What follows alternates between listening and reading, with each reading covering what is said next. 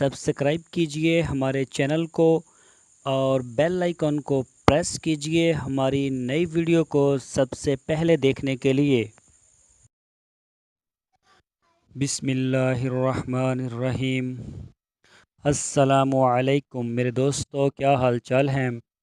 मैं उम्मीद करता हूँ कि मेरे तमाम दोस्त खैरियत से होंगे। तो दोस्तों, हमारी अल्लाह ताला से दुआ है कि या अल्लाह सारी दुनिया के मुसलमानों के हाल पे रहम फरमा और सारी दुनिया के मुसलमानों की ज़िंदगियों में बरकत अता फरमा। तो दोस्तों, आज हम आपके साथ एक नया टॉपिक शेयर करने वाले हैं। हमारा आज का जो टॉपिक है ये बकरियों और जो बड़े जानवर जिनके पास हैं उन्हीं के हवाले से आंथड़ियों का जहर। तो दोस्तों, ये बहुत ही अच्छा टॉपिक है, इसके ऊपर आज हम बात करेंगे। टॉपिक पर जाने से पहले मैं अपना तारफ़ करवा दूं। मेरा नाम है तारिक चौधरी और आप देख रहे हैं हमारा YouTube channel DGF Decent God Farm. तो दोस्तों, सबसे पहले आप हमारे चैनल को सब्सक्राइब लाजमी करें और इसके साथ बेल आइकॉन को भी प्रेस करें। हमारी वीडियो को लाइक करें, अपने फेसबुक और व्हाट्सएप के ग्रुप्स में लाजमी शेयर करें। तो चलते हैं अपने असल टॉपिक की तरफ। दोस्तों, ये हर उम्र के बकरियों और भेड़ों में अक्सर होने वाली एक ख़तरनाक और जानलेवा बीमारी है। ये बीमारी एक तरह के बैक्टीरिया जिसका नाम कोलस्ट्रोडियम परफ्रिगनेंस की वजह से बनती है। ये बैक्टीरिया हर सेहतमंद भेड़ और बकरी के गैस्ट्रो इंटेस्टिनल ट्रैक्ट में बहुत कम तादाद में हर वक्त मौजूद होता है। ये देर से नशोनुमा पाने वाले बैक्टीरिया इस वक्त तक जानवरों की सेहत को मुतासर नहीं करता जब तक ये तादाद एक हद से ज़्यादा तजावज़ ना कर जाए। वजूहात: अगर जानवर की खुराक में एकदम तब्दीली कर दी जाए और जानवर को ज़रूरत से ज़्यादा प्रोटीन सप्लीमेंट, वनडे अनाज, ज़्यादा मकदार में दूध या दूसरे अल्फाज में जानवर की खुराक में अगर ज़्यादा निशास्ता, शुगर और प्रोटीन वाली खुराकों का अचानक इजाफ़ा कर दिया जाए तो ये इस मौजी बीमारी की वजह बन जाती है। जब जानवर की जिल्द से जल्दी सेहत बनाने वाले और मोटा करने की धुन में इसकी खुराक में इजाफ़ा किया जाता है तो इस कोलस्ट्रोडियम परफ्रिगनेंस की ग्रोथ और नशोनुमा भी बढ़ जाती है, जिसे आसान ज़बान में बैक्टीरिया का एक्टिव होना भी कहते हैं। इस बैक्टीरिया की तादाद बहुत ज़्यादा बढ़ने के बाद इनसे खारिज होने वाले ताकतवर जहरीले मादे के अखराज में भी इजाफ़ा हो जाता है, जो जानवर के लिए शदीद नुकसान का बायस बनकर न सिर्फ छोटी आंत बल्कि मज़ीद अज़ा को भी तबाह कर देता है, जिसकी वजह से जानवर मौत के मुंह में चला जाता है।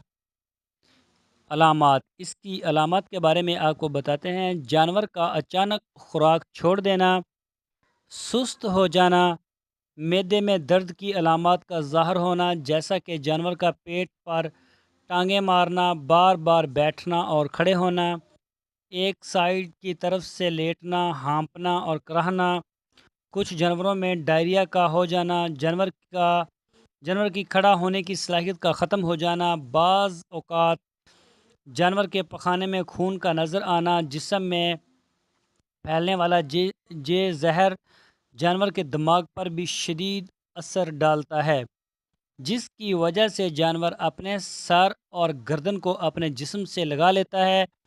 इन अलामात को जानवर की आखिरी अलामात तस्वर किया जाता है और इनके ज़ाहर होने के 1 मिनट से 12 घंटे में जानवर की मौत हो सकती है।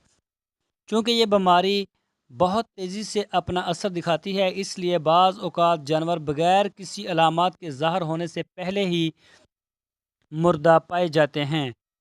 इसका इलाज: इस बीमारी का इलाज ज़्यादातर मौसर साबित नहीं होता। इब्तदाई स्टेज पर इस बीमारी का इलाज पेन किलर, सेहत के लिए मुफीद बैक्टीरिया, क़ुव्वत मुदाफ़ियत बढ़ाने वाली अद्वियात, स्ट्रेस को कम करने वाले इलेक्ट्रोलाइट के इस्तेमाल से किया जा सकता है। احتیاطی تدابیر: اس بیماری سے بچاؤ کی ویکسین کا بروقت استعمال اور خوراک میں احتیاط برتنے سے اس بیماری سے بچا جا سکتا ہے۔ اگر خوراک میں تبدیلی مقصود ہو تو آہستہ آہستہ خوراک کو تبدیل کیا جائے اور ایک دم خوراک میں اضافے سے گریز کیا جائے۔ اس کے ساتھ ساتھ ہاضمے کا پاؤڈر اور میٹھے سوڈے کا مناسب استعمال بھی کارآمد ثابت ہو سکتا ہے۔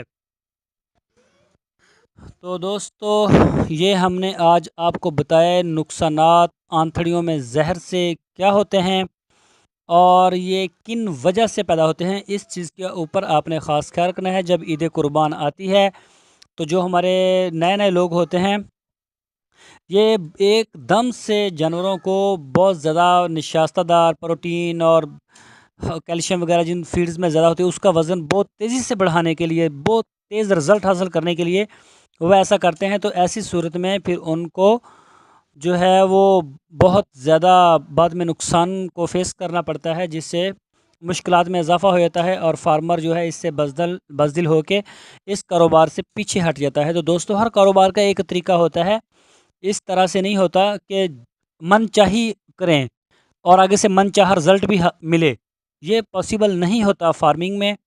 آپ اس کو، جیسے ہم پہلے بھی آپ کو کہتے رہتے ہیں کہ ایک دیکھیں برائلر کی جو ہے پولٹری فارمنگ، اس کی شرح مواد کتنی زیادہ ہے، لیکن اس کی مینجمنٹ بہت زیادہ اچھی کر کے اور اس کی جو ویکسین ہے اس کے اوپر بہت زیادہ فوکس کر کے تو اس کی جو شرح مواد ہے اس کے اوپر قابو پایا جاتا ہے اور اس سے لوگ جو ہے پھر وہ لاکھوں روپے کماتے بھی ہیں۔ تو اس سے جو اس کے مقابلے میں جو ہم بکری کا یا بھیڑ کا کاروبار کرتے ہیں، وہ اس کے مقابلے میں 10 گنا کم توجہ دے کے بھی ہم اچھے رزلٹس حاصل کر سکتے ہیں۔ تو دوستو، میں امید کرتا ہوں آپ کو ہماری آج کی جو ویڈیو ہے، آج کا ٹاپک ہے، وہ ضرور پسند آیا ہوگا۔ تو دوستو، آپ سے ہماری وہی ایک ریکویسٹ ہے، آپ ہمارے چینل کو سبسکرائب لازمی کریں، ہماری ویڈیو کو لائک اور شیئر کریں۔ اپنا بہت سا خیال رکھنا۔ اللہ حافظ۔